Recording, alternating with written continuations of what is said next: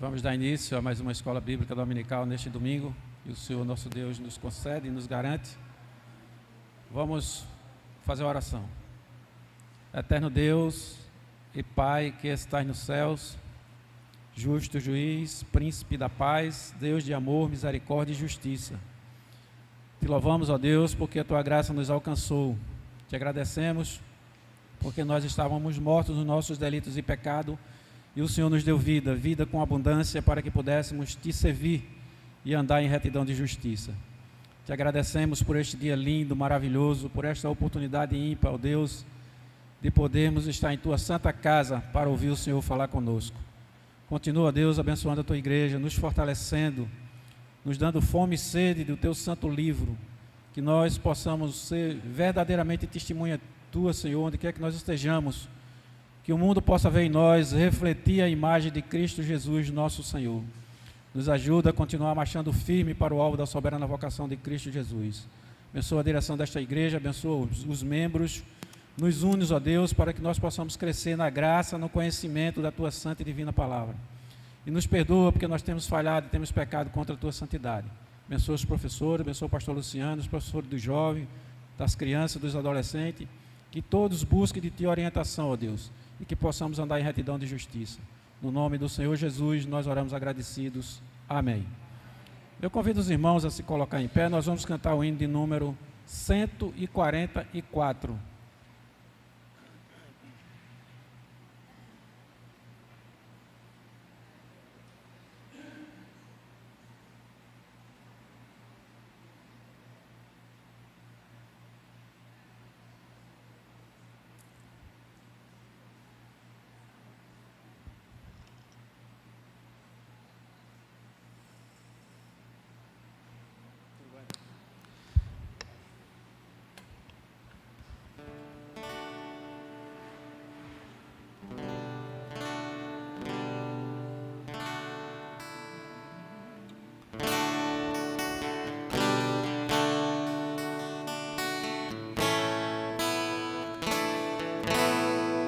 Que segurança tenho em Jesus, nele desfruto paz, vida e luz.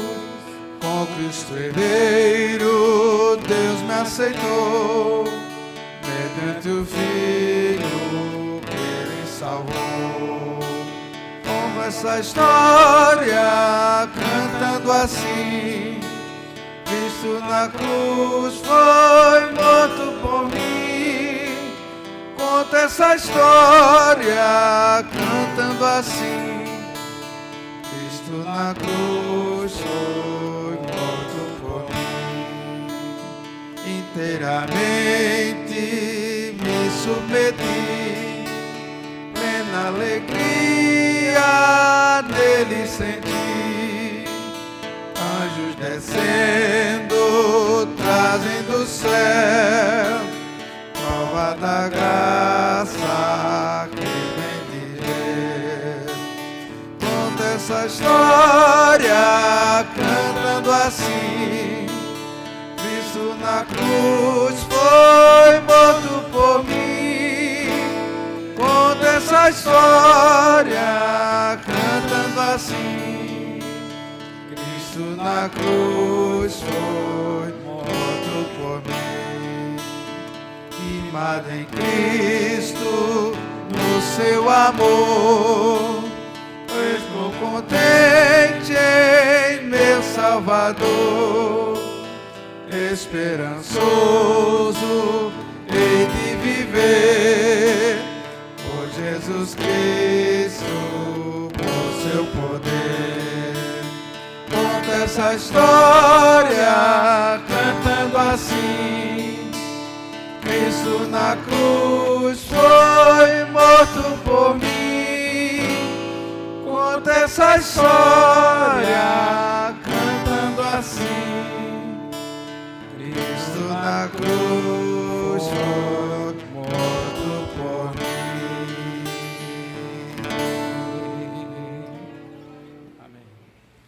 Convido os irmãos a continuar em pé e nós vamos fazer o 13, do 1 ao 22. Nós vamos fazer a leitura participativa. Eu vou ler os versículos ímpares e os irmãos os versículos pares. Está lá no Data Show. Disse o Senhor a Moisés. A igreja. Todo o primeiro sair do ventre da sua mãe entre os israelitas, tanto homens como animais, porque será meu. Disse Moisés ao povo: lembrai-vos deste mesmo dia em que saíste do Egito, da casa da servidão, pois com mão forte o Senhor vos tirou de lá, portanto não comereis pães levedados. Estais saindo hoje no mês de Abibe. Quando o Senhor te houver introduzido na terra dos cananeus e dos heteus, e dos amorreus, e dos aveus, e dos jebuseus, a qual jurou a teus pais te dar, terra que emana leite e mel, guardarás este rito neste mês. Comerá pães sem fermento durante 7 dias, e no 7º dia haverá uma festa ao Senhor.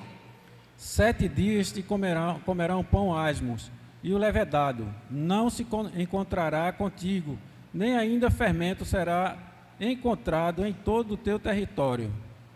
Naquele dia dirás ao teu filho: isto é por causa do Senhor que fez por mim, quando saí do Egito. E será como um sinal na tua e por memorial entre teus olhos, para que a lei do Senhor esteja na tua boca, pois com mão forte o Senhor te tirou do Egito. Por isso cumprirás esse estatuto na sua época a cada ano. Quando o Senhor te houver introduzido na terra dos cananeus, como te jurou a ti e a teus pais, quando te houver dado. Separarás para o Senhor todo o primeiro a sair do ventre da sua mãe, incluindo todo o primogênito dos teus animais, os machos serão do Senhor. Porém, todo o primogênito da jumenta resgatarás com o cordeiro. Se o não resgatares, será desnucado, mas todo o primogênito do homem entre teus filhos resgatarás. E no futuro, quando teu filho te perguntar: que significa isso? Responderás: o Senhor nos tirou do Egito, da casa da escravidão, com mão forte. Pois sucedeu que, endurecendo-se Faraó, para não nos deixar sair, o Senhor matou todos os primogênitos na terra do Egito, desde o primogênito do homem até o primogênito dos animais. Por isso eu sacrifico ao Senhor todos os machos que abre a madre, porém a todo o primogênito de meus filhos eu o resgato. Isso te servirá de sinal na tua mão e de símbolo entre os teus olhos, porque o Senhor nos tirou do Egito com mão forte. Tendo Faraó deixado ir o povo, Deus não o levou pelo caminho da terra dos filisteus, posto que mais perto, pois disse: para que porventura o povo não se arrependa, vendo a guerra, e torne ao Egito. Deus fez o povo rodear pelo caminho do deserto, perto do Mar Vermelho. Os israelitas subiram armados da terra do Egito. Também levou Moisés consigo os ossos de José, pois havia este feito aos filhos de Israel jurarem solenemente, dizendo: certamente Deus vos visitará. Daqui, pois, levai convosco os meus ossos. Assim participaram de Sucote e acamparam-se em Etã, à entrada do deserto.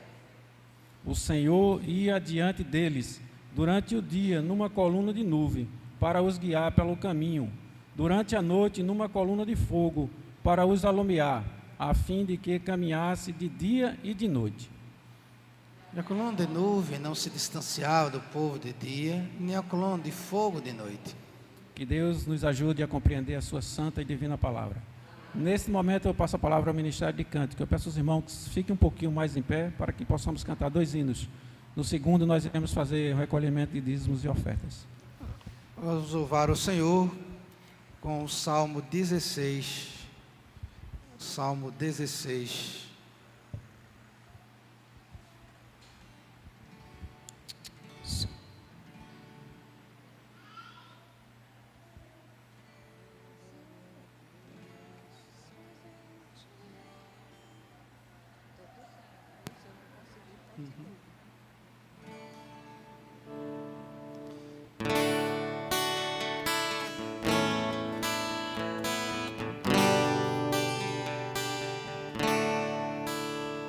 Guarda-me, ó Deus, pois em ti eu me abrigo. Minha alma diz que tu és meu Senhor. Além de ti, outro bem eu não tenho. E nos seus santos está meu prazer. Há muitas punições, penalidades mil, pra quem por deuses invocar o Senhor. Jamais darei sacrifício a tais deuses, a quem meus lábios não pronunciarão. És minha taça, Senhor, minha herança, da minha sorte o arrimo tu és. Tenho as divisas em áreas amenas. Minha herança é formosa e sem par. Bendigo meu Senhor, que a mim conselhos traz, que à noite o coração vem me ensinar. Tenho, Senhor, sempre a minha presença. Minha direita, abalado não sou.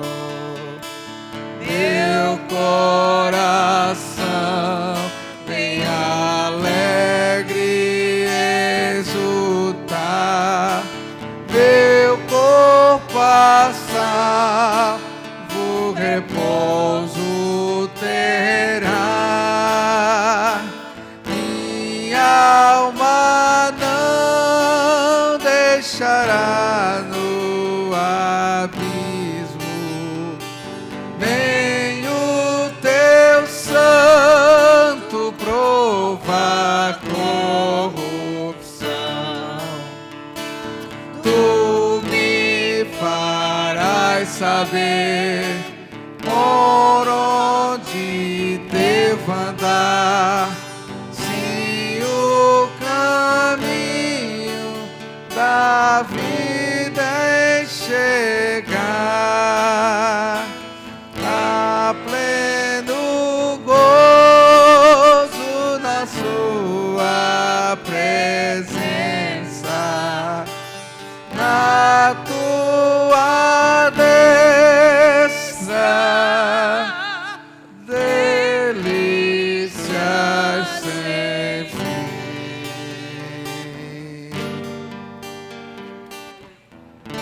Amém. Salmo 24, o primeiro versículo, e é isso que nós vamos cantar. Salmo 24, vamos louvar o Senhor com mais um salmo. E o salmo é o Salmo 24, onde ele nos diz o verso 1: do Senhor é a terra e a sua plenitude, o mundo e todos os habitantes seus. Meus amados irmãos, tudo é do Senhor, a Ele pertence, e as nossas rendas também pertencem ao Senhor. Nesse instante nós vamos estar ofertando, entregando os nossos dízimos ao Senhor, como prova de gratidão ao nosso Deus, devolvendo um pouco daquilo que tanto generosamente Ele nos dá.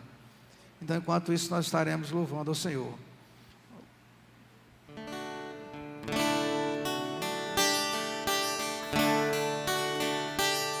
Do Senhor a terra e a sua plenitude,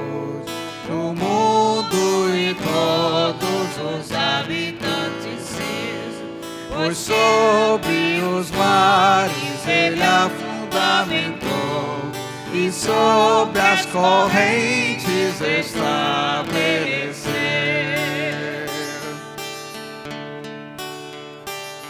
Quem, pois, subirá para o monte do Senhor, ou quem estará no seu santo lugar? Aquele que é limpo de mãos e coração, não ama a vaidade, enganoso não é. Tal homem recebe a bênção do Senhor, justiça do Deus da sua salvação. Tal é a linhagem daqueles que o buscam, que buscam a face do Deus de Jacó. Igreja, ó portas, as vossas cabeças, portais eternas, levantai-vos ao Rei, a fim de que entre ali o Rei da glória. Portais eternas, levantai-vos ao Rei. Quem é o Rei da glória, esse Rei tão glorioso, Senhor das batalhas, que forte em poder. Igreja, ó portas, as vossas cabeças, portais eternas, levantai-vos ao Rei, a fim de que entre ali o Rei da glória. Portais eternas, levantai-vos ao Rei. Quem é o Rei da glória, esse Rei tão glorioso? Ele é o Rei da glória das nossas, Senhor.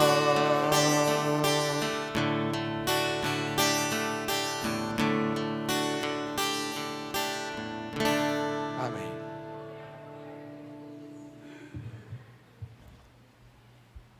Convido o diácono Ricardo para fazer oração pelos dízimos e ofertas. Amados, ó Deus. Ó Deus Santo, agora ao Pai, humildemente, ó Deus. Ó Deus Santo, agora ao Pai, humildemente, Pai, recebe nosso louvor, a nossa adoração. E recebe, Pai Santo, dízimo e oferta, como aroma suave nas tuas narinas. Abençoa a tua igreja, perdoa, Senhor, nossos pecados. Tudo isso nós te agradecemos em nome do teu Filho amado, Jesus Cristo, aquele que vive e que reina para todo sempre. Amém. A igreja pode sentar? Dá uns 5 minutinhos, a gente vai fazer as divisões de classe. O pastor Luciano está com a palavra.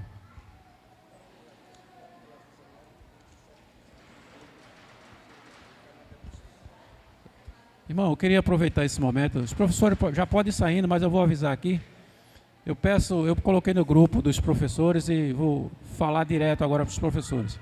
Eu peço gentilmente aos professores e alunos que venha primeiro para o templo, assistir a devocional e depois ir para as suas classes. Isso é muito importante para a gente iniciar o culto aqui. Então, que Deus abençoe a todos.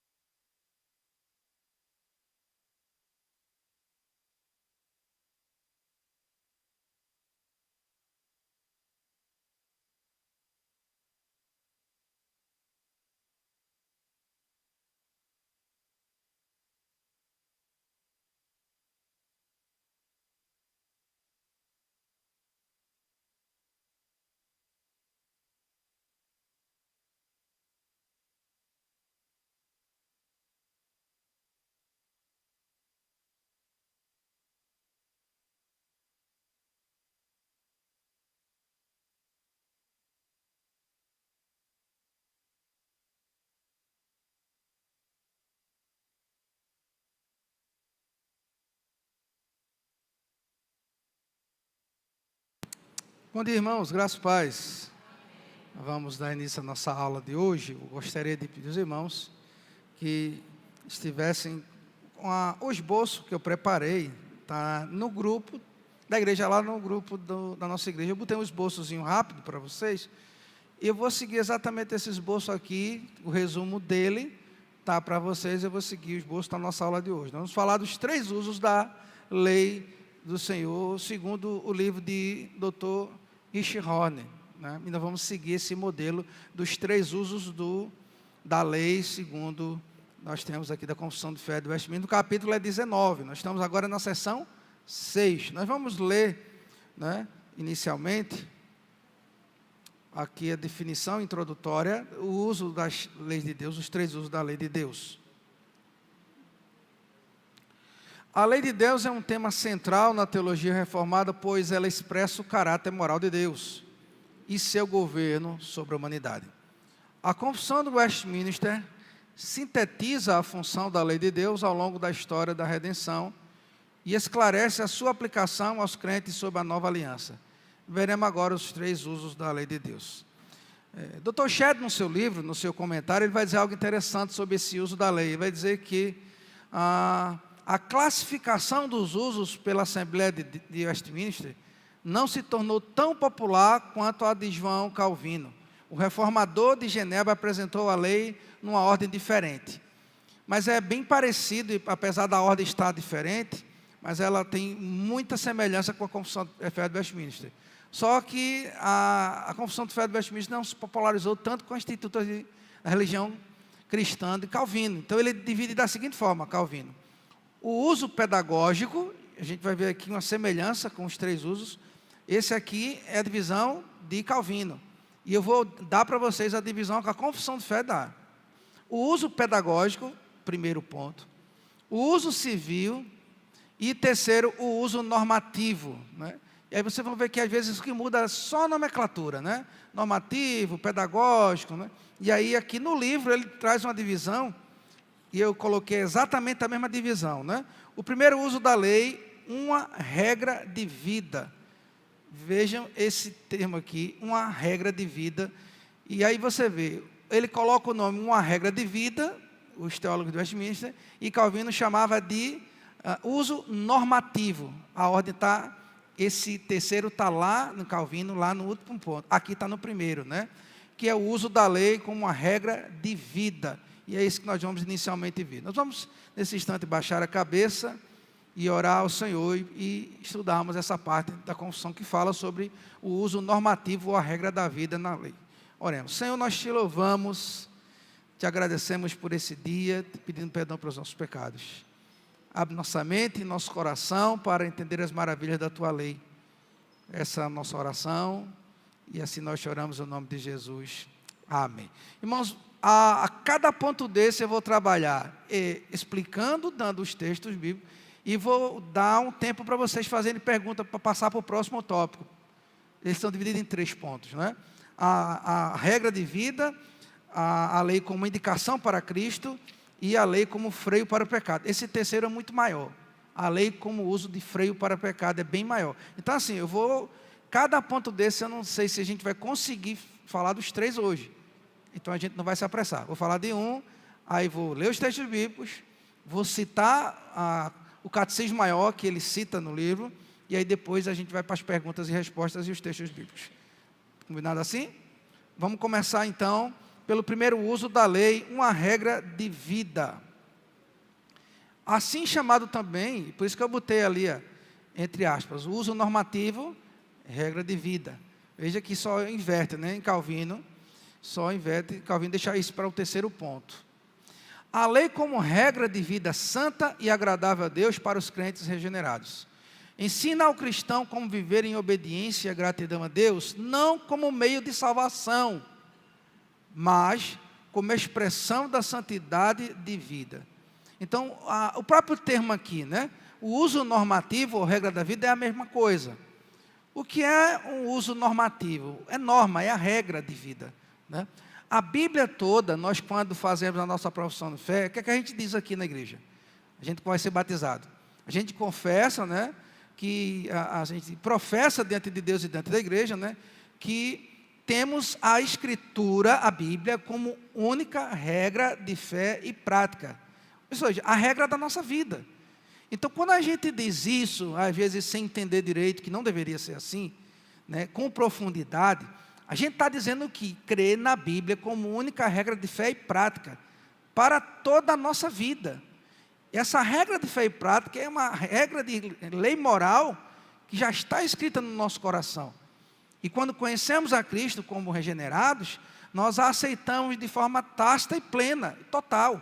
A Escritura nós aceitamos como plena, total. Toda a regra da Escritura, todas as normas, todas as instruções que contém na Palavra de Deus para nós, é a regra de fé e prática. E prática aqui se refere à vida, né? O uso dessa regra para norma, regula, o que regula a nossa vida. Então, a expressão aqui, regra de vida, ou uso normativo, quer dizer a mesma coisa. Tanto serve para nossa vida, como regra de fé e prática, como normativo, como uma norma para os dias atuais, que é atual. Ou seja, a Bíblia não se desatualiza nesse aspecto, né? Ela nunca se desatualizou e nem vai deixar de ser atualizada. Então, sua doutrina, seus ensinos são normativos e não circunstanciais. A gente nunca vai dizer, eu aceito essa regra de fé e prática hoje, mas com o passar dos anos as coisas estão mudando, né? Aquilo que a Bíblia dizia sobre isso, hoje não é mais assim. Percebeu? Então, nós não podemos, digamos assim, subscrever a regra de fé e prática à Escritura como regra da nossa vida, o uso da lei de Deus, e dizer que depois, não, as coisas mudaram, né? E lembra que eu disse no início, quando eu comecei a dar esses estudos, o período que nós estamos vivendo é o período que não é mais nem pós-modernidade.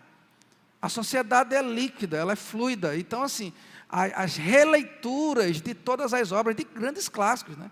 Você vê isso na literatura, nas artes, até mesmo as ciências, né? Tudo parece que não tem mais nenhum fundamento. Você fala em fundamento.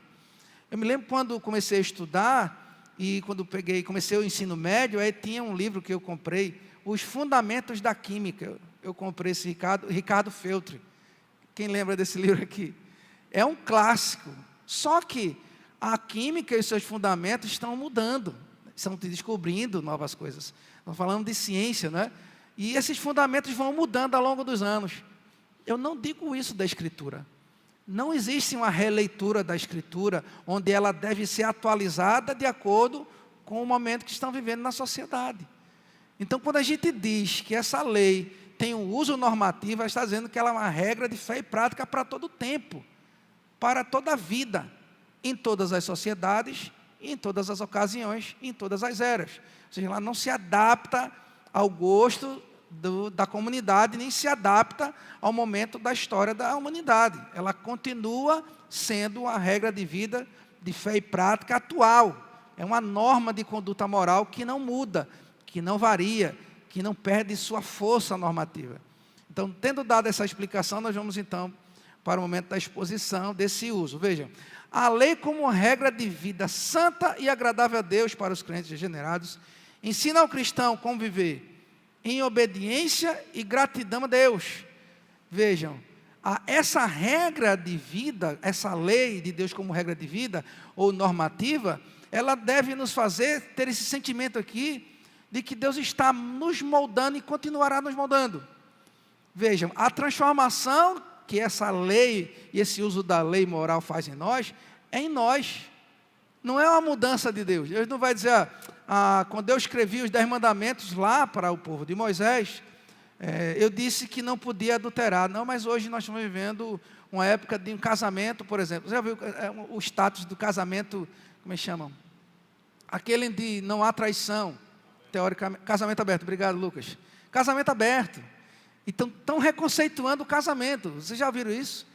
2 pessoas se casam, são casadas. E aí, de noite, cada um vai para uma balada. Diz, pode ficar com quem você quiser, porque eu vou ficar com quem eu quiser. Depois a gente volta para casa, casamento aberto. Então, vejam, reconceituando a norma de Deus que diz que não deve adulterar. Então, você está vivendo isso, né? E isso é o que mais impacta na sociedade. Agora, isso não pode acontecer na igreja, né? Os crentes regenerados, aqui está falando do uso para crente. Não é para o ímpio, né?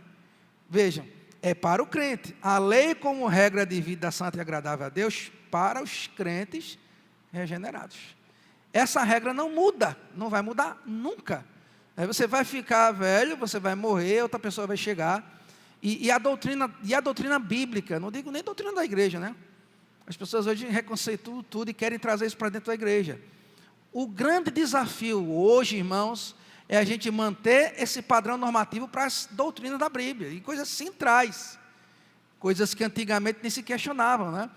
As pessoas vão ter sempre um espírito crítico para dizer, bem, não é bem assim. E a justificativa às vezes é, mas vamos permitir que as pessoas pensem, questionem, vamos criar um ambiente mais aberto ao diálogo, à discussão. Amados, a gente pode abrir aqui para vocês falar o que vocês quiserem, o que vocês pensarem. Vocês são livres para falar e pensar o que quiserem. Só que não me importa o que vocês pensam ou o que eu pense. Se eu chegar aqui e disser o que eu penso sobre a lei, não vai importar para vocês. O que importa é que eu diga o que é que a lei de Deus diz para nós, não o que eu acho que ela diz. Então, o que você acha e o que eu acho, o que você pensa e o que eu penso, não tem valor normativo, né, para regenerados, não. Então, essa mudança, digamos assim, de pensamento, né, esse tipo de pensamento pós-moderno, né, líquido, vou usar a expressão de Zygmunt Bauman, na sociedade líquida, é algo muito forte na igreja. E a gente parece que está remando contra uma maré muito forte, porque a ideia é, não, as pessoas precisam questionar, porque que tudo é assim. E elas questionam tudo, eu digo tudo mesmo. Né? Você não tem que, você não é proibido de pensar, de questionar, de perguntar, de tirar suas dúvidas, mas existem doutrinas básicas, fundamentais, que a Bíblia, de forma muito clara e contundente, deixa claro para nós como regra. E não é regra apenas normativa ou moral ou ética, é uma regra de vida, de prática, que a gente fez profissão quando creu e quando foi salvo e foi regenerado por Deus. Então, assim o cristão, o crente verdadeiro, o regenerado, a expressão é interessante, né? Automaticamente, quando falamos em crentes, porque a ênfase, né? Se você é crente, então o que é que você entende? Que subentende? Que você é o quê? Que eu sou o quê? Que eu sou regenerado. É porque a ênfase, porque a redundância, né? Todo crente é regenerado. Ou não? Nem todo. O inimigo de nossas almas, os demônios, eles também são crentes. E aí? Porque Tiago diz que os demônios creem e até estremecem. Você fazer uma profissão mais profunda sobre a sua fé, em compreensão à fé, não significa dizer que você é regenerado. Você precisa crer. Agora, esse crer aqui, a gente falou sobre fé salvífica, né? Então, o que depende aqui é a fé salvífica. Então, quando ele usa o termo crentes regenerados, é porque lá atrás os teólogos do Westminster já explicaram, eu já falei também aqui, sobre a fé salvífica. Todo mundo já sabe. Eu acho que todo mundo sabe, né? Eu já falei sobre isso. Então, não basta ser só salvo, mas ter salvação, assim, no sentido de crer na salvação, mas tem que ser um crente regenerado. Não é só crer, ter fé que Deus existe. Você tem que crer e professar e viver. Não tem como você separar essas coisas. Tem gente que parece que não, eu creio em Deus, eu confesso, mas eu não obedeço. Né? Eu não vivo de forma prática, não tem uso nenhum. Por isso que por muita gente a lei de Deus é questionada. Por que essa lei de Deus é questionada? Porque ele tem suas próprias leis. Ele tem seus próprios parâmetros morais. Está entendendo? Ele consegue colocar uma caixinha de lado e dizer assim, ó, a Bíblia diz isso. Ponto. Mas eu. E aí é onde está o perigo. Mas eu penso assim. E aí ele começa a botar o que ele pensa, o que ele acha, que não tem fundamento sólido na Escritura, nem nos símbolos de fé de Westminster, que é a nossa confissão. Não é verdade? Nós fizemos um voto diante do Senhor no momento até do batismo. E no batismo dos nossos filhos. Nós subscrevemos a confissão de fé de Westminster, o catecismo maior e o breve catecismo com fiel exposição da palavra de Deus. E a gente fala isso no momento do batismo, na recepção como membro, né? E quando batizamos nossos filhos, na profissão de fé. Mas eu não, depois que eu falo isso, eu digo, a confissão de fé diz isso, o catecismo diz isso, e até mesmo a Escritura, mas, 3 pontinhos, eu pego o que eu penso, eu pego o que eu acho, eu pego o que eu interpreto, eu faço uma releitura da Bíblia e boto nessa caixinha. E aí está o problema. Não é? Então eu não estou proibindo ninguém de pensar e nunca proibi ninguém de pensar. Mas nós temos que pensar à luz da palavra de Deus. Toda a nossa dúvida, o questionamento tem que submeter-se à palavra de Deus. É onde a gente diz, é a regra de fé e de prática. E aí quando a gente chegar lá no freio para o pecado, você vai entender isso. Irmão, nós precisamos de freios, né? Eu gosto muito, José diz muito isso, eu preciso de freio, porque eu vou me embora. Nós somos assim, nós vamos mesmo, a gente vai... Nós somos filhos de Adão, né José? E Eva. E a natureza de Adão e Eva é essa mesma, ela vai-se embora. Então a gente precisa de Deus na palavra, sendo assim, nos conduzindo a essa compreensão, nos moldando no caráter moral, no caráter ético, e na questão da nossa crença e nossa profissão, no uso dessa lei moral de Deus para a nossa vida como regra.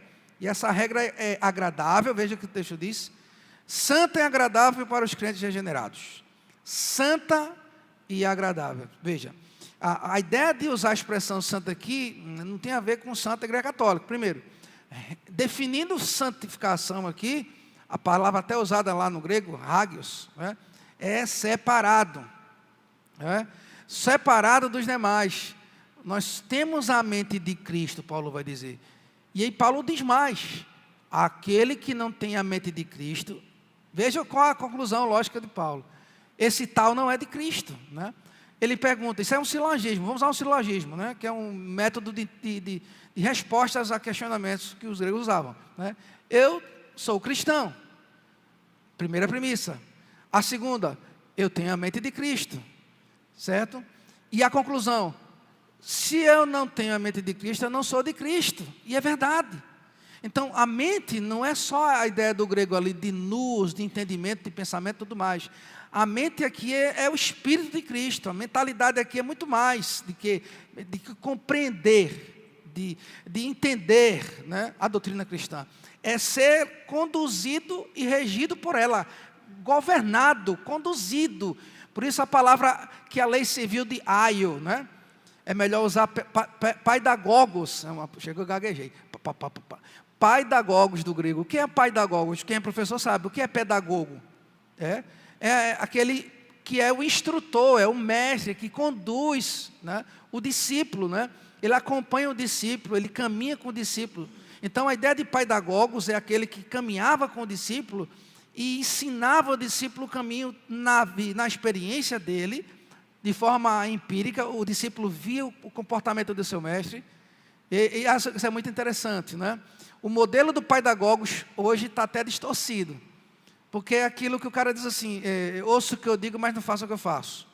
E tem professor que é assim mesmo, né? Respeito aqui quem é professor, mas vocês sabem, tem que professor que senta lá, existe, que eu estudei, não é possível que esses professores deixaram de existir. Ele abre o livro lá e diz, paz natal, exercício aí, gente, eu vou ler aqui, vou explicar, e ele fica lá, faz a chamada, e vocês podem aí, ele dá uma explicaçãozinha assim, sai para tomar uma água e deixa o aluno lá. Eu me lembro do professor que a gente não tinha uma aula, ele não expunha aula não, ele deixava você, pois bem, infelizmente, você se vire, você que aprenda, você que busca, eu já me formei, eu já sou concursado, e pega na camisa facinha, se vire, se você quiser aprender. Então assim, ele não caminha com o aluno, ele não usa métodos e metodologias para atingir a mente do aluno, para fazê-lo entender, para compreender. E aí um aluno formado por um professor desse vai dizer, você é igual a ele, você é tão cheio de conhecimento, que um dia eu vou sentar aqui na mesma cadeira dele, e vou dizer, vocês que se virem, porque eu sou o professor, né? Eu sou o depositário de todo o conhecimento, então você só precisa abrir a cabeça porque eu vou despejar. E infelizmente o que eles estão despejando não é uma desgraça às vezes, alguns desses é muito mais ideologias do que o ensino que ele deveria ensinar, fecha aspas. O fato é, quando nós falamos do paidagogos, não é alguém que é um exemplo, né? Sócrates, ele ensinou um método no socrático que era o seguinte, ele chamava esse método de maiêutica, acho que algum que já ouviu falar desse método, maiêutica, do grego significa parir a ideia. Aí o discípulo chegava para Sócrates e dizia assim, Sócrates, por que o mundo como nós vivemos, as pessoas inventam uma coisa aqui, elas não se entendem. E aí Sócrates vinha mais uma pergunta, dizia, o que você acha? Então, toda vez que os discípulos pensavam em alguma coisa e respondia e fazia outra pergunta, ele dizia, e o que é que você acha disso? Ele fazia o discípulo refletir sobre as perguntas, sobre as questões, para ele tentar parir a ideia. A ideia maiúscula é isso, né? Parece meio parir, mas não, a ideia de maiúscula não era literal, mas é dele mesmo compreender, por ele mesmo, não só por ele mesmo, mas por Sócrates já ter ensinado, para ele pegar aquilo que Sócrates ensinou, e ele mesmo entendeu, e ele mesmo leu aquilo que ele entendeu, e ele mesmo chegasse à compreensão. É um método, né? Existem vários métodos. Então, a ideia aqui, meus irmãos, é que aquele que de fato serve ao Senhor e o tem como o Senhor da sua vida, ele aceita essa regra de fé e prática porque ela é santa e agradável a Deus, e o faz andar em retidão, porque ele é um regenerado. A parte B desse texto diz, ensina ao cristão como viver em obediência e gratidão a Deus. A ideia de pedagogos, de professor, de doutrinador, daquele que ensina. Nós somos ensinados pelo Senhor em sua palavra. Nós somos, o pedagogos principal de tudo é a Escritura, é Deus. Vejam, Deus deu um manual de regra de fé e prática para nós. Então o próprio Deus é um pedagogo por excelência, porque Ele dá a sua palavra. Ele se revela na revelação natural, a gente já viu isso, né? A criação de todas as coisas manifesta, os céus manifestam a glória de Deus, a existência de Deus, mas eles não falam tudo sobre Deus. E Ele precisa de um homem de uma revelação especial.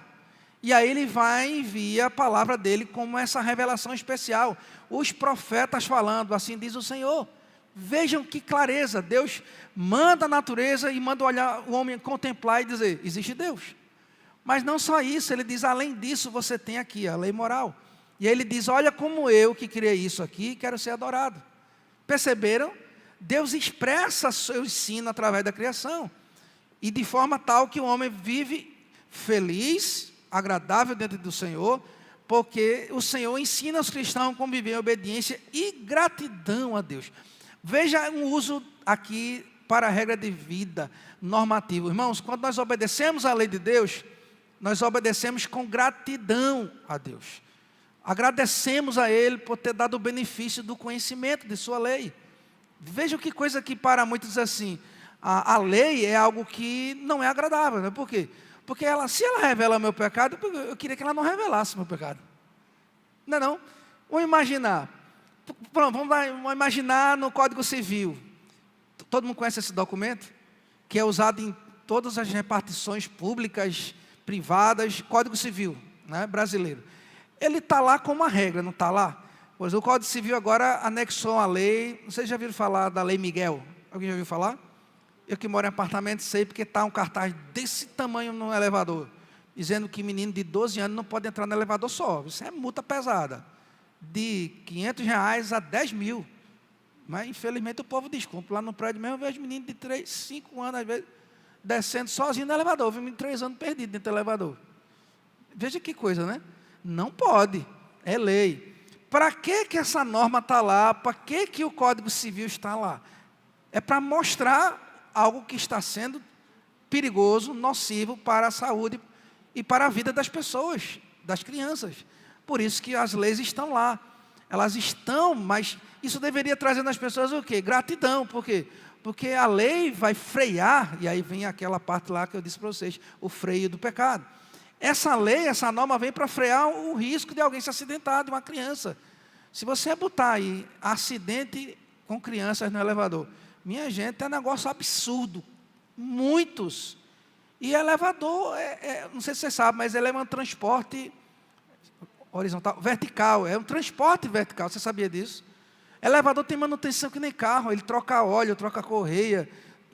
Olha, quando chega a manutenção lá, o cara fica o dia todo ajeitando o elevador lá do prédio. É um transporte vertical. Você deixa seu filho entrar no carro, dá a chave para ele ligar e sair com o carro sozinho, seu filho de 3, 4, 5, 6 anos. Mas por que no elevador ele entra sozinho? Tu está entendendo? Ele já entra na classificação de transporte vertical. Então, assim, por si só, uma criança não dirige um carro, só maior de 18 anos com habilitação. Mas por que ele desce no elevador do condomínio sozinho?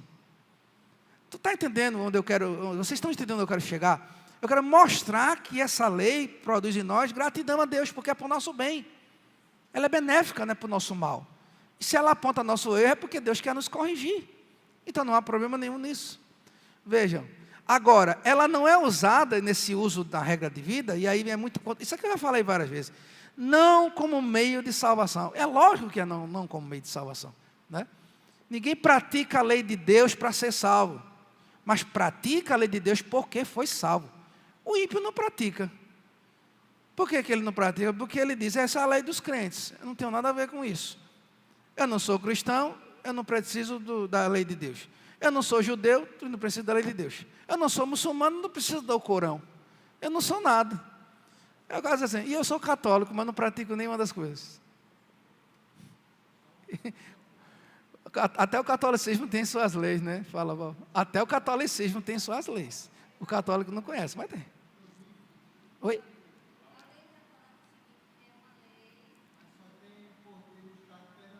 Só, a Lei Miguel é só aqui? Ah, obrigado, não sabia não. Foi aquele acidente do menino lá naquela torre, né? Na Torre Gêmea. Só em Pernambuco. A lei estadual, obrigado. É triste, porque deveria ser, não sei como é nos outros estados, mas vocês já viram criança no elevador, é um negócio assustador. Assustador. Pronto, porque veja, voltando ao assunto aqui, é um assunto polêmico. Por que uma criança entra no elevador sozinha? Um menino entrou com um cachorrinho lá no prédio e ele entrou e eu vi ele entrando, né? Eu fiquei já atento nele, porque eu fico com o coração na mão. Não sei que idade o menininho tinha, não. Acho que era um pouquinho mais velho que José. Digamos que ele tinha 8 anos. Ele entrou com o cachorro e deu um vacilo à corrente. Não é de ferro, não, era de nylon. A porta do elevador fechou. Aí quando fechou, ela já estava subindo. Eu pisei e puxei assim, ó. O cachorro ia morrer. Mas ele ia morrer, porque ele botou lá para o 10º tanto andar. E ela subia ali, e se o menino se agarrasse? E se prendesse a perna dele? Entendeu? Assim, é muito mesmo, gente, sério. Aproveita o momento e o espaço para dizer, é muito perigoso quem mora em apartamento, descer no elevador, criança sozinha, desacompanhada de adulto. Pelo amor de Deus, cuidado, é muito, muito, muito, muito perigoso. Nessa até eu como adulto quase me acidentei. O elevador, ele tem um sensor nas portas, não é nada perfeito, né? Um carro bate, e dirá, um elevador, né? E estava, sei lá, deu um defeito no sensor, ele tem 2 sensores, às vezes 3 até mais. Eu entrei, o elevador não me reconheceu. Ele me fechou. Eu dei um pulo de caralho, é isso. Se eu fico, ele tinha me esmagado, certo, Val? Eu dei um pulo, pai, eu liguei para a portaria e disse, interdita o elevador aqui, que ele está doido. Ele me deu uma imprensada aqui, que se eu botar a mão, a gente faz assim, né? Não faça isso. Aproveitar o espaço. Não faça isso. Faça e tire a mão. Se você segurar ele, fecha a sua mão. E você perde a sua mão. Às vezes faz muito isso, né? Segura aí, aí o outro bota a ponta do dedo assim. Faz assim, com o pé. Ó. Às vezes o sensor é embaixo. Eu fui num apartamento que eu pensei que o sensor era aqui. Eu fazendo assim e ele fechando minha mão. Era embaixo. No pé. Aí você faz assim e tire. Porque ele pode lhe fechar. Né? Voltando para o tema. E, finalmente, não como meio de salvação, mas como expressão da santidade e da vida. Para que a lei de Deus serve para nós de forma muito prática? É para nos tornar mais santos, irmãos. É para nos tornar mais puros diante do Senhor. É para nos aproximar do Senhor. Veja, Ele nos dá a sua palavra, a revelação especial, com o propósito de nos fazer mais crentes, mais parecidos com seu Filho, para nos aproximarmos mais dEle. Então, esse é o uso. Né? Aqui nós temos alguns textos, eu gostaria de começar pelo Catecismo Maior, na pergunta 97, eu já coloquei aqui, está também no grupo, se eu não me engano, eu botei aí. Veja, vamos citar esse CMW aqui, é Catecismo Maior do Westminster, tá? CMW, página 97. Quem tiver o Catecismo, o Júlio está ali, a pergunta 97. De que utilidade especial é a lei moral aos regenerados? Antes de responder, vamos lá. O que é que de forma útil, o que é que serve a lei moral para nós? Né? Porque você lembra a discussão que a gente está já há muitos domingos caminhando aqui, dizer, se essa lei ela é normativa, se é circunstancial. Se ela é norma de vida, de regra, fé e prática até hoje, ou ela era um período só no Antigo Testamento e agora a gente não precisa da lei de Deus. É só a graça de Cristo, né? Então é como se Cristo dissesse assim, não importa mais nada dos 10 mandamentos. E aí dizem mais, não, quando ele resumiu, amarás a Deus acima de todas as coisas e o próximo a ti mesmo, então ele aboliu tudo mais. É isso que Cristo falou? Não, isso é uma pegadinha, né? Ele não disse que o resto tudo não vale mais. Ele disse, nisso se cumpre a lei de Deus. Ele resumiu, mas ele não deixou de cumprir. Nisso se cumpre a lei de Deus. Amar a Deus acima de todas as coisas e o seu próximo como a si mesmo. Esse é o resumo, é uma síntese da lei de Deus. Isso significa dizer que ela aboliu. Ele disse, eu não vim para abolir a lei. Coisa mais clara que essa, né? Para os antinomianos hoje seria um absurdo, né? Muito mais ainda para os que são, né, que vivem na libertinagem, dizendo, a lei de Deus era para o judeu. Cristo disse, né, que veio para os seus e eles não precisam mais da lei, porque ele veio para cumprir com a lei de Deus, e aí a gente não precisa mais cumprir. Oxente, como é que é isso? Não precisa mais cumprir, não precisa mais, o mandamento que diz, não terás outros deuses além de mim. Então você pode ter porque Cristo cumpriu. Não faz nenhum sentido, né, irmãos? Parece que é uma desculpa de menino amarelo para comer barro. Vê essa expressão, né? Menino buchudo para comer barro. A lei de Deus diz, não adulterarás. Não é bem assim, porque a gente está num período diferente, né? Era para o judeu, agora existe um casamento aberto aí, então não é bem assim. Não. Então, ela é normativa. Isso se serve para várias coisas também. Sim. Se coloca uma posição de escolher o que seguir ou não, a gente está fora do tempo. Pois é. A gente tem pastoras assumindo aí, não, porque naquela época tinha um entendimento errado sobre a mulher. Hoje a gente pode fazer certas coisas que a gente não fazia antes. Então, Pronto, boa. de acordo com a sua necessidade, escolher o que ficou e o que pode ser mudado. Esse é o grande perigo, quando você abre o leque de possibilidades para fazer uma releitura da lei, acontece o que Lucas disse, né? Então vamos botar, aqui a lei não permitia, né? O Antigo Testamento não permitia que a mulher exercesse autoridade, agora pode. Vamos ordenar a mulher para o ministério pastoral, né? E muitas outras coisas, eu estou falando só disso, mas não é porque naquela época a cultura era preconceituosa, a mulher não tinha ascensão nenhuma. Espera aí, mas Cristo incluiu elas. O que era a circuncisão? Que só o homem participava, Cristo chamou a todos, a mulher e o homem, para ser, a criança, o menino e a menina, para serem batizados. Então Cristo incluiu. A criança era excluída na igreja, agora ela é incluída na igreja pelo batismo. Veja, são muitas questões que, se você disser assim, então já abriu para discussão, a abertura permite a gente dizer, mas isso era da lei, nós estamos vendo um período da graça. E aí tem muitas implicações, porque o tempo não dá, mas vocês quiserem me ajudar, faça como o Lucas. E isso, faça pergunta, exponha, coloque, tá? Vamos lá. A pergunta é, de que utilidade especial é a lei moral aos regenerados?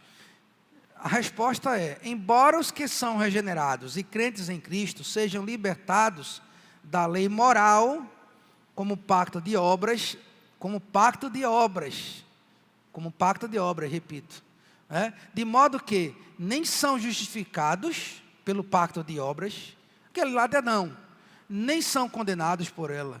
Contudo, além da utilidade geral desta lei comum, a eles e a todos os homens, é ela de utilidade especial para lhes mostrar quanto devem a Cristo por cumpri-la e sofrer a maldição por causa dela. Veja que coisa mais, mais útil. Se nós somos incapazes de cumprir perfeitamente com a lei de Deus, o que é que Cristo fez? Ele disse que não veio revogar a lei, mas veio cumprir. O que é que a gente tem que fazer? Aqui o texto é claro, sermos especialmente gratos a Ele e mostrar gratidão porque Ele sofreu a condenação e a maldição porque cumpriu perfeitamente com a lei de Deus. Por causa que nós falhamos, nós erramos o alvo. Percebem? E veja, ela não é suficiente para libertar ninguém, nem salvar, nem justificar, mas também nem para condenar. O homem já nasce o quê? salvo, já nasce pecador, já nasce condenado. Viu? Todos os homens, não há quem entenda, Romanos 3, não há quem busque a Deus, pela lei de Deus já somos todos condenados. Às vezes, quando a gente passa a imaginar a questão da salvação, a gente sempre fica assim pensando que Deus foi injusto, porque que salva um, porque não salva outro. A gente vai entrar nessa discussão aqui.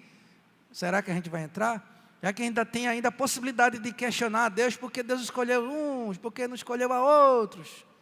Eu acho que essa questão, pelo menos entre nós presbiterianos, já devia ser superada, né? Porque quando olhamos para a salvação, nós entendemos que nós não estamos salvos porque merecemos. Quando a gente para pensar nisso, né? Você não foi salvo porque mereceu. Foi ao contrário, você não mereceu. E aquele que não foi salvo e não foi salvo e não foi eleito, também está perdido, por quê? Porque naturalmente todos estão perdidos. Você tem que imaginar um mundo todo falido, todo perdido. E aí, o que é que você pode compreender de graça? Graça é favor imerecido. Por graça, Cristo cumpriu com a lei de Deus. Quando a gente falha lá em Adão, Ele vai lá e cumpre perfeitamente. E Ele resolve dizer, eu escolho. Desde a eternidade, lógico, né? Eu decido, eu decreto, antes da fundação do mundo, que esses sejam meus. Acabou-se. Então, quem que vai questionar isso? Quem vai dizer ao oleiro, porque me fizeste assim? Né? Júlio, tem uma pergunta. Eu estava um dia desse subindo uma ladeira, sabe? Aí me encontrei com uma senhora que é de uma seita aí do sétimo dia. Eu não vou falar o nome da igreja. Aí ela falou assim, ô Júlio, eu sei que você está na igreja, não é? Uhum. Fundamentalista. Ô Júlio, mas a nossa igreja é a única que cumpre os 10 mandamentos. Escutaram aí? A nossa igreja é a única que cumpre os 10 mandamentos. Poxa, que chique. Fale porque ninguém escuta. Está gravando? Tá não, né? Tá gravando? Tá ao vivo, né? Fale mais alto para a irmã escutar qual é a igreja. Pode falar, ninguém vai ler. Pronto. Entendeu? Eu não... já falou. sim, já escutamos. Aí eu olhei para ela e isso subiu uma ladeira, sabe? Rapaz, que Aí eu poder. falei para ela assim, mas me diga, a senhora cumpre os 10 mandamentos todo dia? Olha. Aí parou. Ela pensou, eu vou ali comprar pão. Respondeu? Depois que voltou do pão? Respondeu não, né? Você entendeu como é que a cabecinha dessas pessoas funcionam, né? A minha igreja é a única que cumpre com os 10 mandamentos. E ela, né, danado tu está fazendo lá? E a pergunta é, a senhora cumpre com os 10 mandamentos todo dia?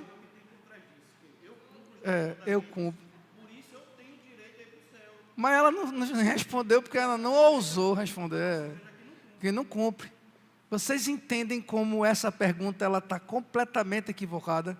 Porque ela nem é salva por cumprir os 10 mandamentos, mas também ela não é condenada. Você nem uma coisa nem outra, porque nem ela podia ser salva, porque naturalmente só quem cumpriu perfeitamente foi Deus, foi Jesus, perdão. E aí ela entra em parafuso porque é a igreja dela que cumpre. Mas ela não é membro da igreja? Pela lógica ela deveria cumprir, né? É salva pelo rebanho, é a salvação corporativa. Já viu isso? Isso não é invenção minha, não. Não é invenção minha, não. Algumas igrejas pentecostais, elas acreditam na eleição corporativa. Depois você bota na internet aí, eleição corporativa. Quando Paulo fala dos eleitos, ele fala dos eleitos de forma da igreja, e não é do eleito o indivíduo, não. É a igreja que é salva. Rapaz, os cabas são muito sabidos, né? Distorcem e o cara acredita, realmente é a igreja que é eleita. Oi, criatura, a igreja é quem? É o banco, é? Entendesse? Foi ótimo. Quebrou as pernas, os braços. Mas passa. Tem outras, viu? Por exemplo, o dia do Senhor. Eles são os únicos, porque a gente guarda o domingo. Eles guardam o Shabat, por causa da lei. Isso. Eles são tamporosos. Entendeu aí? Você não guarda, não. Nós somos infiéis porque guardamos o dia do Senhor. É só os sabatistas. É a lei pela lei mesmo ali que são salvos, justificados, regenerados e tudo mais. É o sábado e tem mais. Começa na sexta de 6 horas da noite, termina no 6 horas da noite, no sábado de 6 horas da noite. Eu me lembro de um rapaz que era assim, trabalhava comigo e o expediente terminava às 6, né? A gente trabalhava no estoque. 5, né? 5.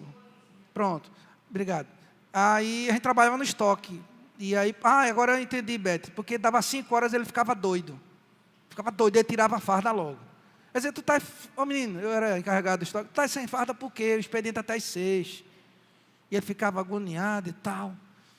E não trabalhava mais. Eu chamei o gerente e disse, pai, porque fulaninho, eu já sabia que ele era, né? Aí, não, porque ele é isso, e ele guarda o sábado já na sexta-feira, 5 horas da tarde, ele não trabalha para ninguém. Digo, meu amigo, então faça o seguinte, bota ele para trabalhar na sexta até 8 horas, porque esse cara está largando às 5 e a gente está aqui se quebrando até às 6, fica até mais. E ele é seguro mesmo, não ficava mais, trabalhava não. E o chefe chamou ele e disse, olha, se você quiser botar para fora a bota, eles são fiéis, viu? Nisso aqui ninguém pode, eles são mais fiéis que nós com relação ao domingo. Eu tenho que tirar o que é bom e o que é ruim. O que é bom, mesmo no erro, ele está ali, ó. Ele guarda, entendeu? Ele é fiel. Porque ele se sente mal, entendeu? Mesmo no erro. Mas não é bem isso. Fiel não é que ele está fazendo uma coisa que é errada, mas ele acredita. Eu falo assim, é a conduta da pessoa. Nisso a gente tem que imitar a conduta como crente. Fazer isso no dia do Senhor. Alguma criança engasgou aí. Cuida aí. Sim. Sim. Sim. É muita pressão. É muita pressão. Não é não, mas é muita pressão da comunidade. Eu acho que é isso. Eu acredito que tem os dois. Tem os dois. Ele acredita tanto que aquilo é o certo que ele vai fazer na ponta da letra. Na letra. Tu foi? Então tem um convertido. Cadê? Sim, José. Ia mesmo, né? Horário de verão. O bicho era rochedo. Horário de verão. Levi.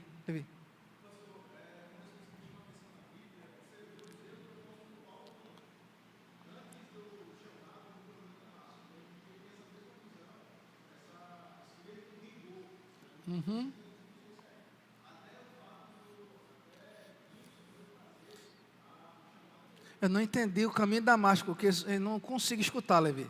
Não sei que lá, caminho de Damasco. Eu não entendi mais nada.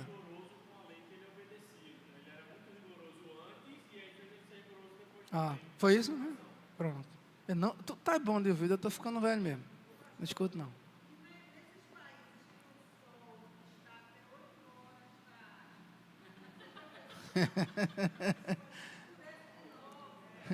Pensei para longe não, São Paulo mesmo tem época que né?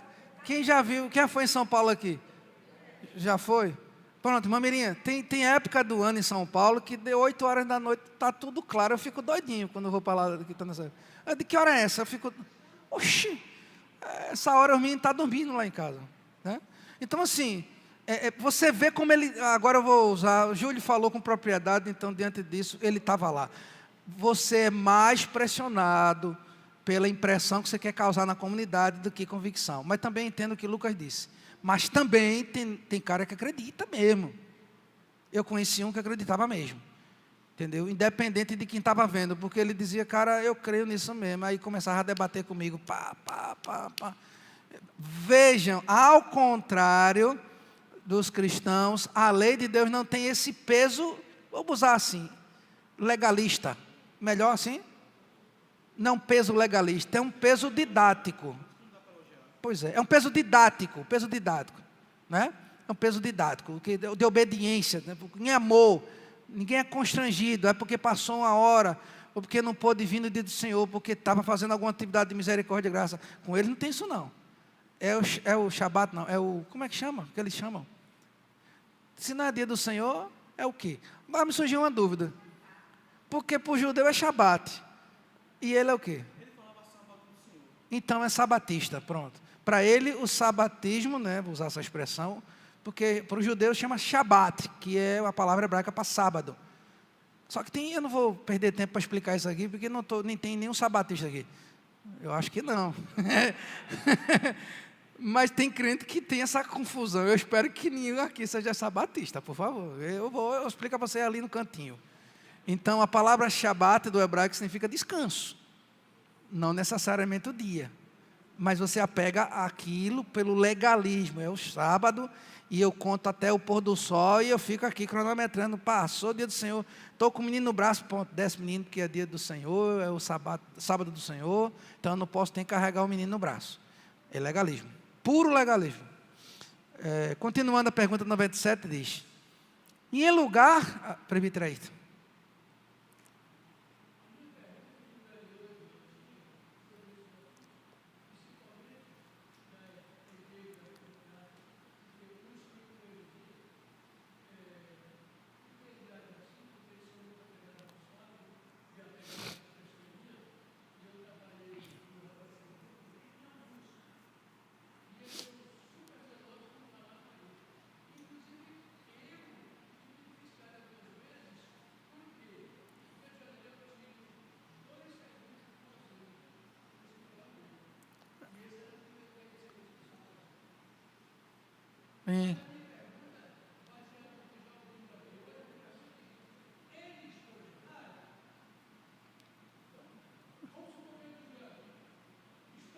Sim.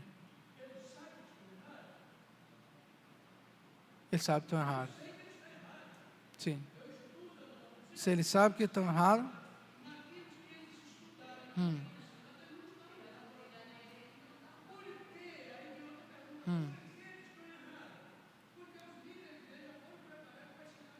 Certo, pronto.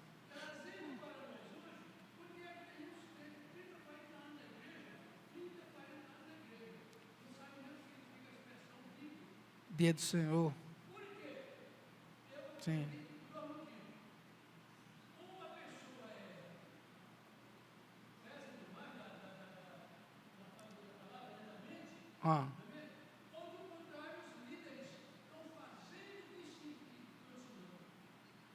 É.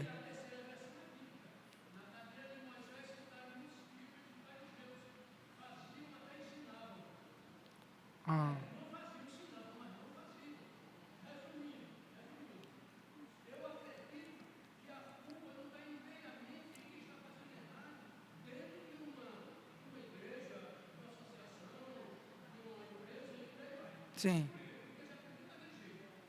Sim.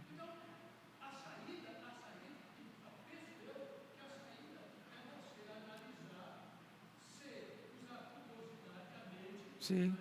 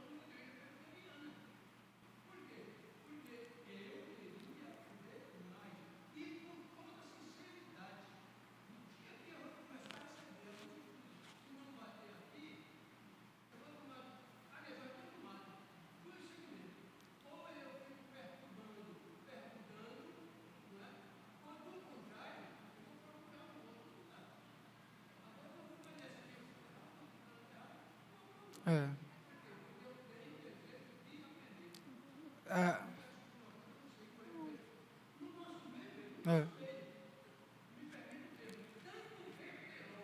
É. Não dá nem para ver. Eu falo brincando, mas eu pergunto, tem um crente que é sabatista, eu falo brincando para quebrar o clima, porque realmente é trágico. Não é para rir, é para chorar. Mas essa ironia faz parte do processo de comunicação. Né? A gente está aqui comunicando, passando instrução, e aí a gente ironiza um pouquinho para quebrar o gelo, porque se você falar sisudo todas as coisas sérias, ninguém aguenta, nem a pessoa também. Então, o presbítero falou, infelizmente, é uma realidade. Até que ponto alguém é enganado? A pergunta primária foi essa: se é culpado ou não é culpado? Até que ponto? Ao ponto de você se acomodar e acreditar em tudo sem examinar a Escritura. Entendeu? Suscetíveis, crédulos. Sim, tem, acho que realmente Sim, tem, veja. Casos e casos. Sim. Veja. Sim. Eles ensinam e elas acreditam na palavra dele. Mas mesmo que tenha, se não sabe ler a Bíblia, que condição uma pessoa dessa tem? Sabe ler. Também, Olha aí, para quem é uma pessoa mais humilde, como é que Deus vai tirar ela do erro? É uma boa, né? Se não for o Espírito Santo, já era, não sai não. Tem caso e caso. E pronto. Também. Acabou. Ficar cego, surdo e...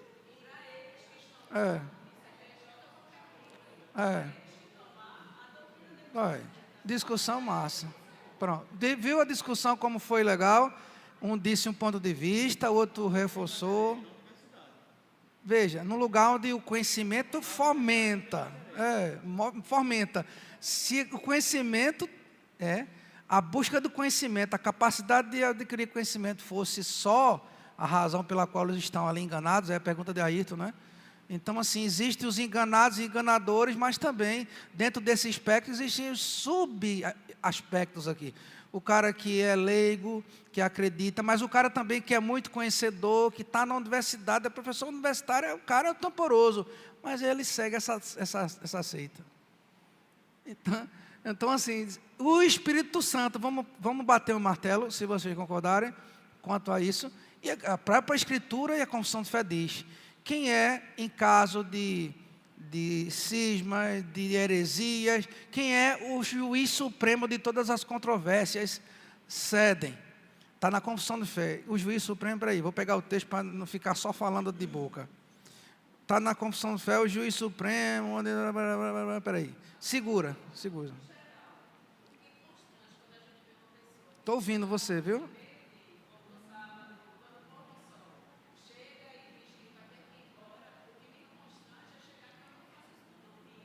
Pronto, sim. Pronto, concordo contigo, concordo com você, porque ele acredita. Nesse aspecto, eu também concordo com você. Cadê o juiz supremo de todas as controvérsias? Parará, capítulo 1 da confissão de fé. Vamos ver se eu acho. Eu preciso, segura um pouquinho, uma conversa puxa a outra, e não tem como a gente correr, tá vendo? Não dá para você parar. Aí chega no que Júlio falou para Valdilene, que para mim acho que fechou. Rapaz, se não for o Espírito Santo... É como o pessoal vai para seita da pentecostal, para ficar rico. Não é errado só quem está na frente pregando e roubando dinheiro, não.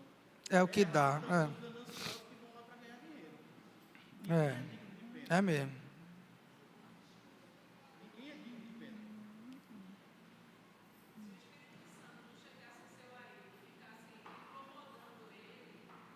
Sim, boa. Ele ia ficar lá, como alguns dos amigos dele ficaram. Veja, Confissão de Fé, capítulo 1 diz, são 7. Ainda não era esse, mas eu quero trazer esse porque foi o que Val trouxe, ele trouxe, veja. Na Escritura, capítulo 1, seção 7, não são todas as coisas realmente claras em si, né? Senão não tinha controvérsia, não tinha seita, não tinha nada, tudo fosse claro demais, né? Mesmo modo evidente a todos, por isso que existem várias compreensões da Escritura. Contudo, há coisas que precisam ser obedecidas, cridas e observadas para a salvação. Em um ou outro passo da Escritura são tão claramente expostas e explicadas que não só os doutos, o argumento de Joseph com relação aos caras que sabem, que têm conhecimento, não somente os doutos, mas ainda os indoutos, aquilo que o Paulo falou, no devido uso dos meios ordinários, podem alcançar uma suficiente compreensão delas. Pronto. Deus abriu os olhos de Júlio. Estou no lugar sabatista e isso aqui está errado. E tá, outras coisas, eu estou seguindo um legalismo bíblico. Se não é a Escritura, se não é o Espírito Santo falando na palavra, deixa eu ver se eu acho. Aqui, achei. No próximo capítulo, na próxima sessão 5, 6, 7, 8. O Velho Testamento, em hebraico, língua vulgar do Antigo Testamento, o Novo Testamento, língua grega, mais conhecida geralmente entre as nações no tempo em que foi escrito.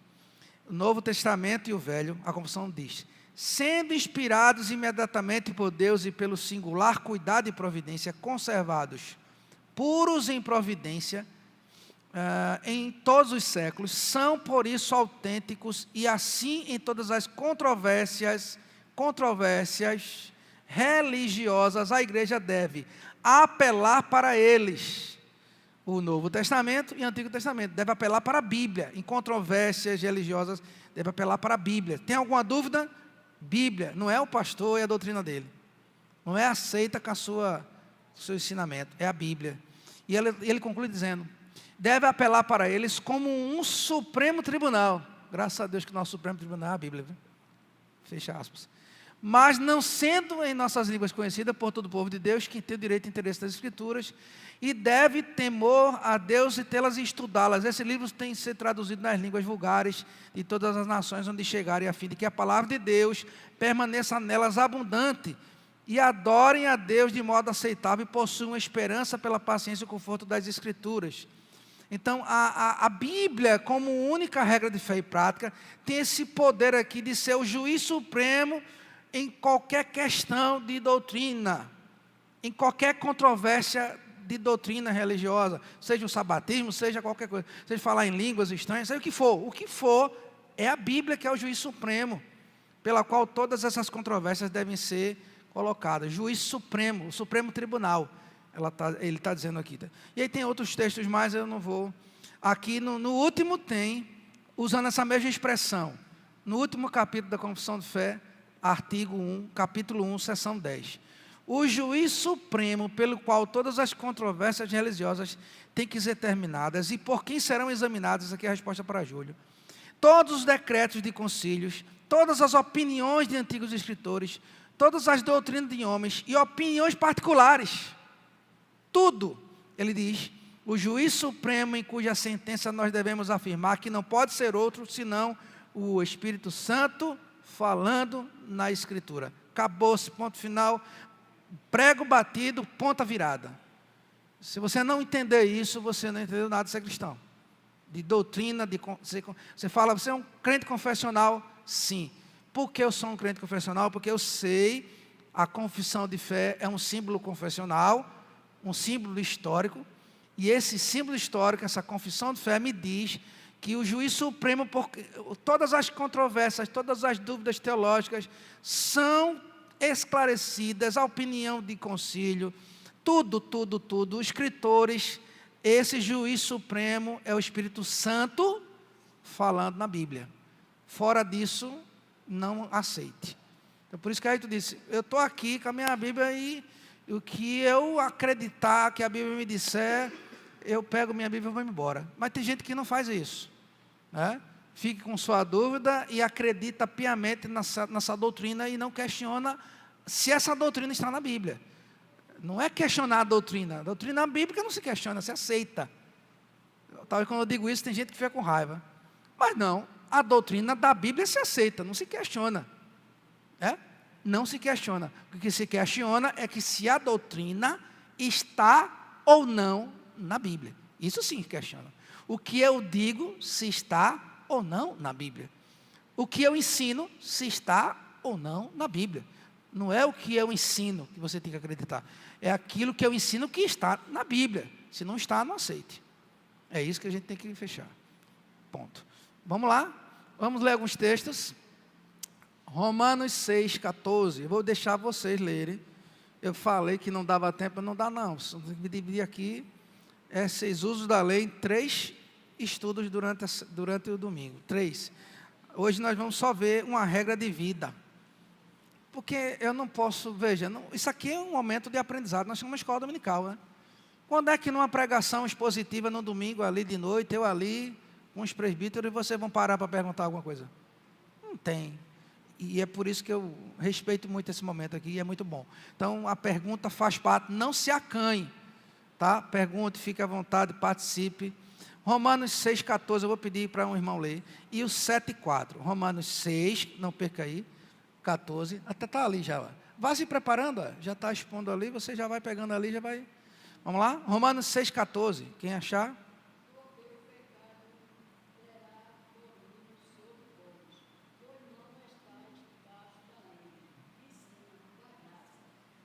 Vejam, o crente não está debaixo da lei. Cuidado, porque aqui você não pode dizer, não estou debaixo da lei. A ideia aqui debaixo da lei não é se submeter, deixar de submeter-se à lei de Deus, não. Então abolir. Não estou debaixo da lei, então eu vou começar pelos 10 mandamentos, não tenho que obedecer nada daquilo. Não é isso. Não é isso que Paulo está dizendo, viu? Eu já li esse texto, já expliquei, eu só estou lendo os textos que o breve catecismo, o catecismo maior aponta aqui para nós. Certo? Não é isso que a Escritura diz, e nem é isso que o catecismo está dizendo. Que você agora, já que não tem mais, está debaixo sobre a lei, então vou pecar, vou deixar de fazer tudo aquilo ali, porque eu não estou debaixo disso mesmo, estou debaixo da graça.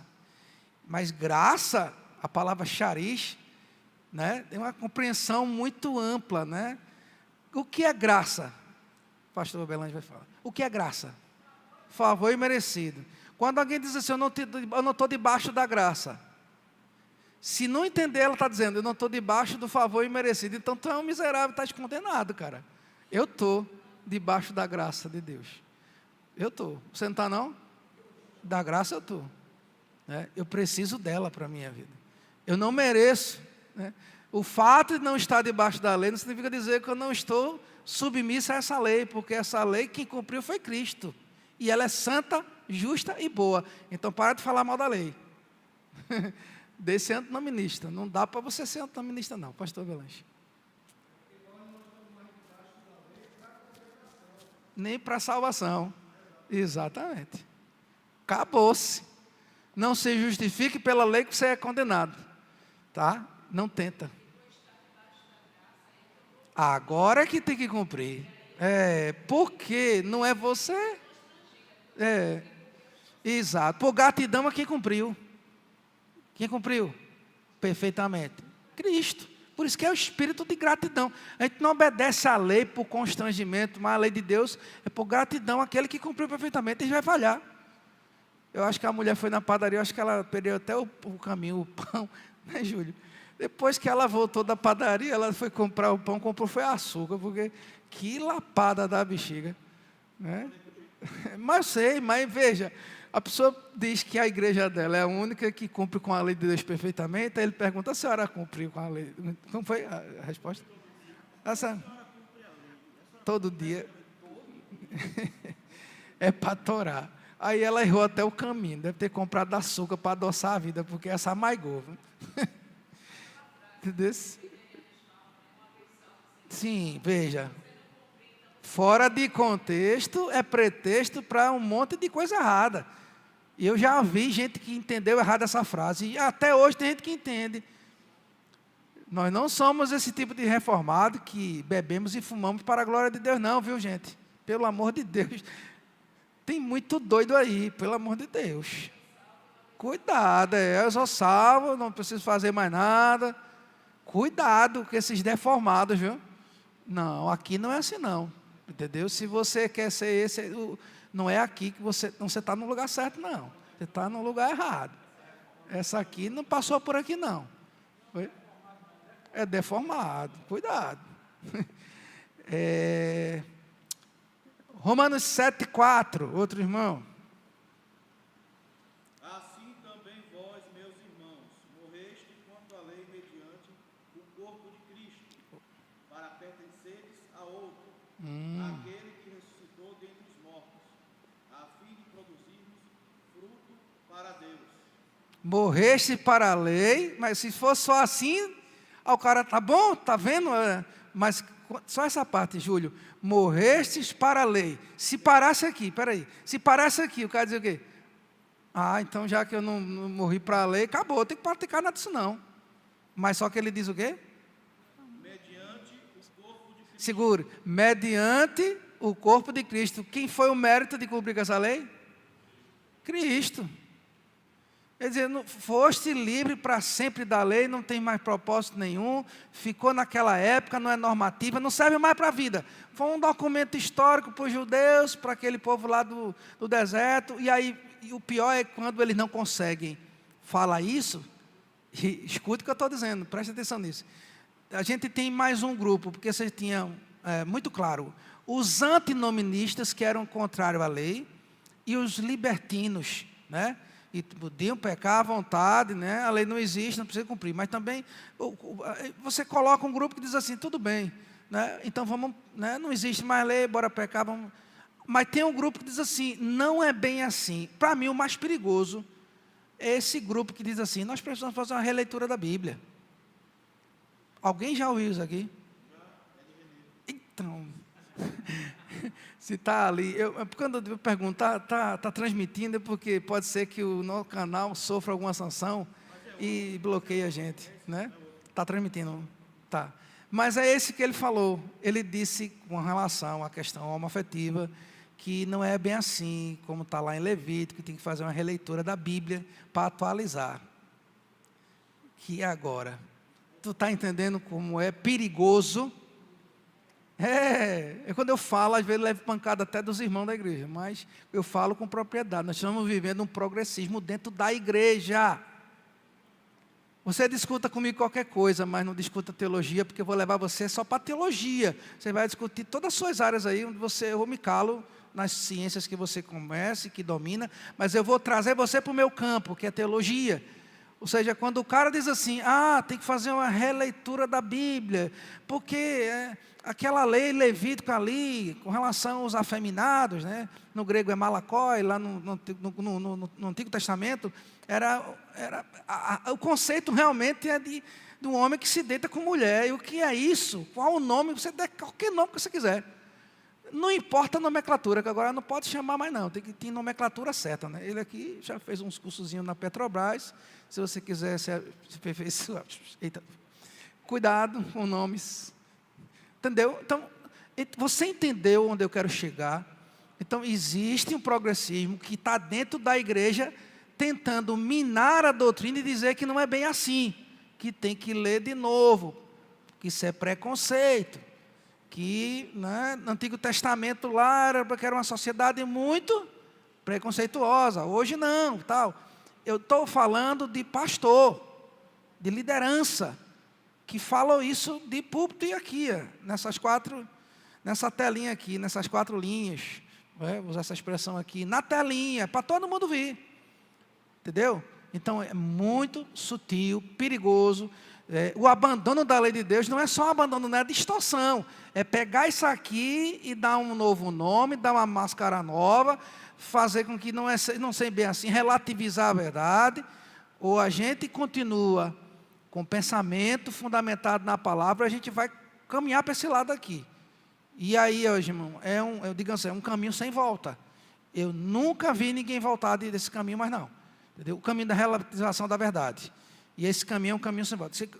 Eu não quero nem me aprofundar falando de teologia liberal, porque nega tudo que é na Escritura relacionado ao milagre de Jesus, aos acontecimentos históricos da Bíblia. Eu não quero nem entrar por esse campo, né? Não vou nem entrar por aí ainda. Mas eu estou falando só daqueles que dizem, nós precisamos fazer uma releitura da Bíblia, porque ela já se tornou desatualizada. Tá? Gálatas 3, de 13 a 14. O tempo avança rápido. Eita, perdão. Gálatas 4, desculpa, minha vista pulou aqui para baixo. Gálatas 4, de 4 a 5.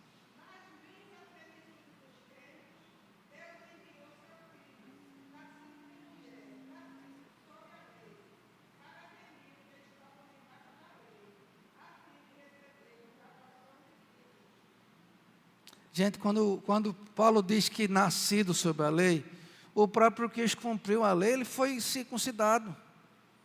E foi a lei cerimonial também. Cristo não cumpriu só a lei moral não, né? Que como judeu, você sabe que ele era judeu, né? Ele cumpriu com a lei cerimonial também. Ele era judeu, tinha que ir lá, circuncidou, acabou. Por isso que muita gente, quando fala isso no Novo Testamento, alguns grupos que estavam ali chamados judaizantes, que foram convertidos. Eram judeus que foram convertidos, tá? Ao cristianismo. Isso Gálatas fala deles, isso lá, os coríntios, isso lá você tem os romanos. Os judaizantes estavam na igreja e em Atos Apóstolos diz que o problema foi, os judaizantes diziam, ninguém, veja, pode ser salvo se não for circuncidado. Qual o resto da frase? Segundo a lei de Moisés. A lei de Moisés aqui era a lei o quê? Moral, civil ou cerimonial? Vocês já entenderam isso, né? Acho que já entenderam, né? Circuncisão era o quê? Eita, que coisa mais feia. Cerimonial ou civil? Vou dar só duas. Lei, cerimonial ou civil? Civil também, mas era cerimonial. Circuncisão, né? Não é a lei moral, porque se fosse moral, até hoje a gente circuncidava. Cristo cumpriu com a lei moral e a lei cerimonial, certo? A lei cerimonial é a circuncisão. Aí aqueles judeus diziam, não pode ser salvo se não circuncidar. Para um gentil. O cara não veio do judaísmo, não tinha nada disso na cabeça, chegou na igreja e se converteu. E aí os judaizantes que estavam lá diziam assim, rapaz, vocês não são crentes não. É isso que diz Atos 15, vocês não são crentes não. Isso virou uma controvérsia. Como é que se resolve essa controvérsia? O Espírito Santo, como juiz supremo, falando nas Escrituras. Por meio de quem? Os apóstolos em concílio, reuniram o presbitério, e aí foram apresentadas razões bíblicas. E aí você tem que ler Atos 15 para entender tudo isso, que eu não vou perder tempo para explicar esses detalhes. Aí Pedro começa a falar da sua experiência de conversão, enfim. Qual é o parecer daquele concílio? É que aquelas pessoas deveriam se abster de relações sexuais ilícitas, de sacrifícios de animais e comidas sufocadas. Não era isso que está lá em Atos 15? Ou seja, ritos pagãos. Fora disso, que ninguém vos constranja. Então, vocês não vão ser circuncidados. Porque a lei cerimonial havia cessado. O que eles tinham que cumprir era com a lei moral. E Cristo cumpriu perfeitamente com ela. Então, em Cristo, o cristão está salvo sem necessidade de circuncisão. Foi muito prolixo? Deu para entender? Alguma dúvida? Entendeu? Lei moral que Cristo cumpriu e a lei cerimonial que ele também cumpriu. E aí as pessoas entendendo isso não circuncidaram mais. A igreja parou a circuncisão. Acabou. Era o batismo.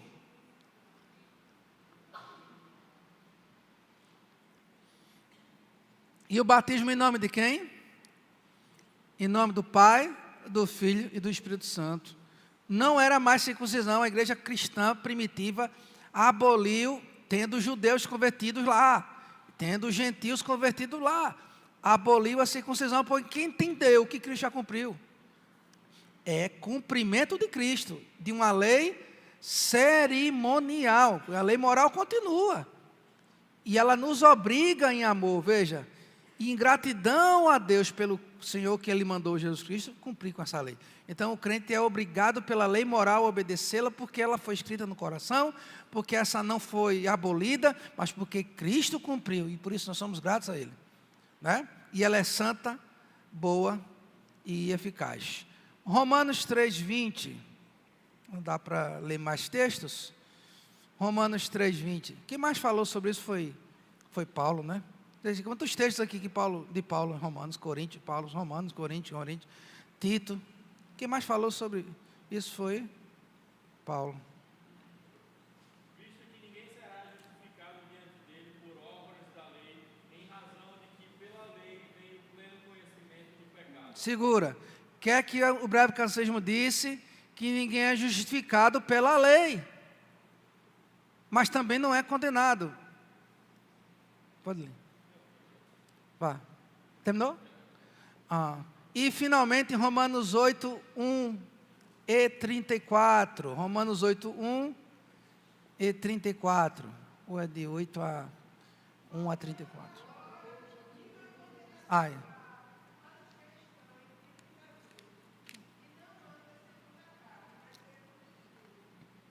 (34) agora. Romanos 8:1 e 34. Eu acredito que é isso.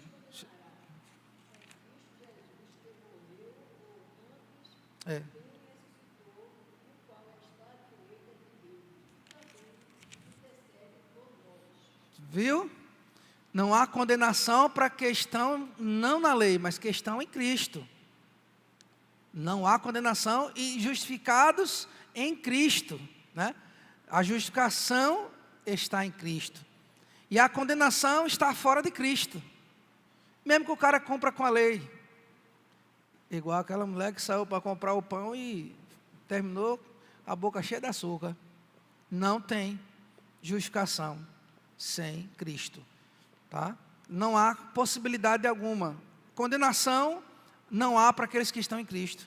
E não há justificação para aqueles que estão fora de Cristo por causa da lei que ele cumpriu. Em Cristo é tudo se cumprindo, né? Fora de Cristo já está dizendo, né? O homem pode estar debaixo da lei agora. Se você disser assim, eu li um artigo, deixa eu ver se eu acho. Vou dar esse último exemplo.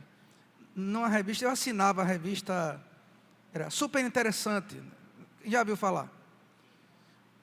Foi um homem, deixa eu ver se eu acho isso aqui. Aqui a gente acha tudo, né?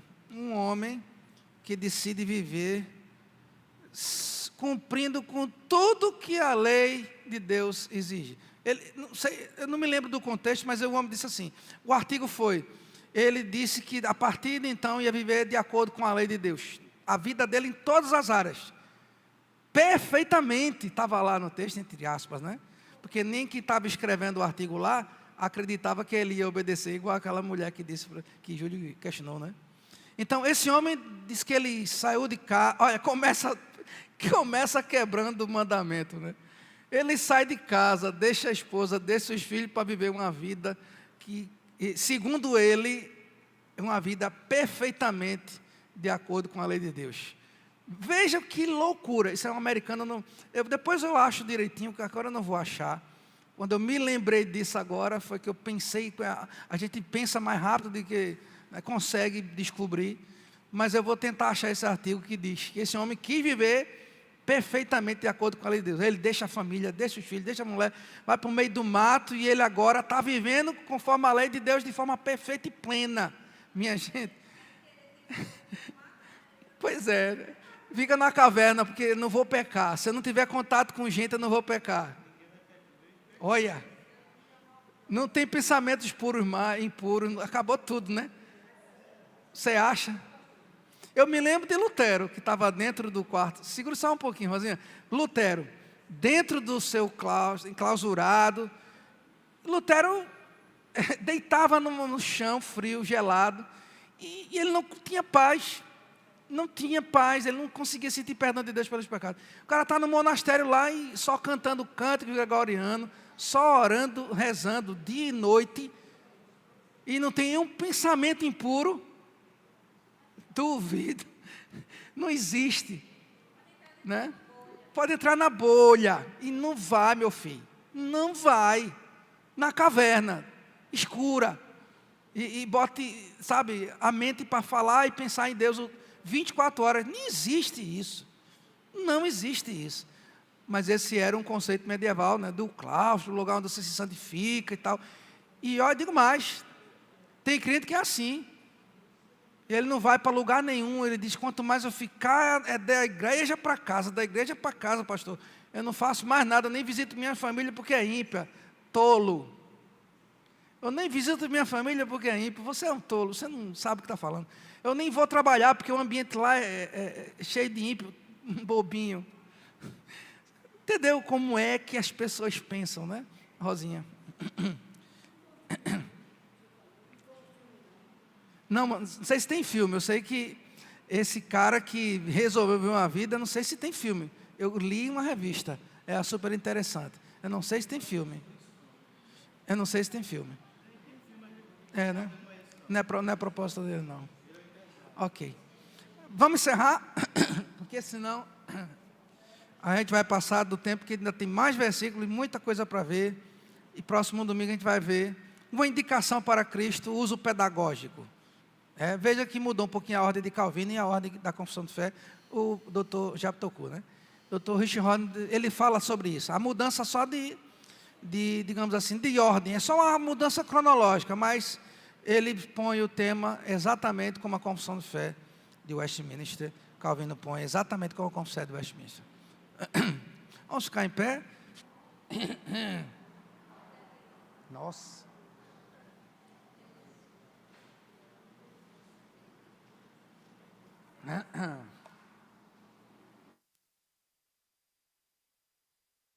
Oremos.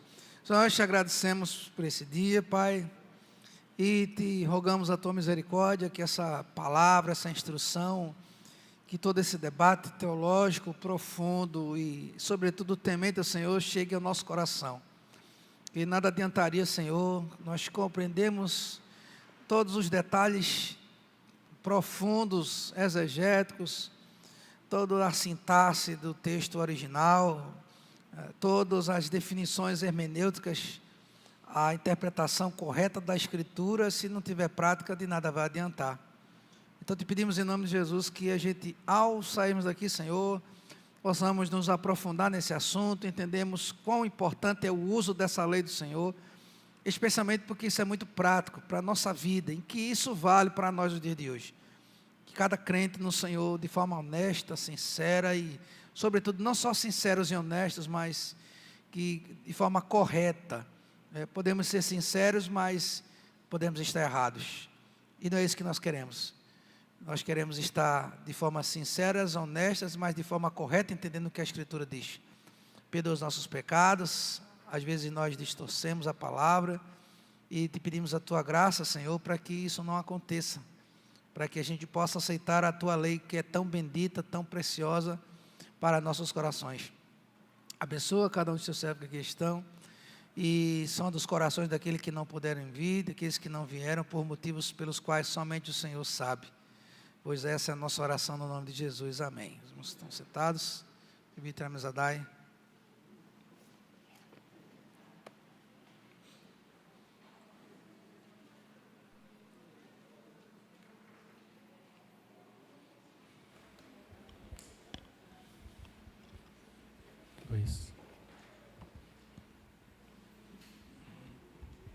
Presbítero James. Presbítero James. Reunião de oração dos varões, próximo sábado. Eita. Confirmado. Tem mais algum aviso? Auxiliadora? Não.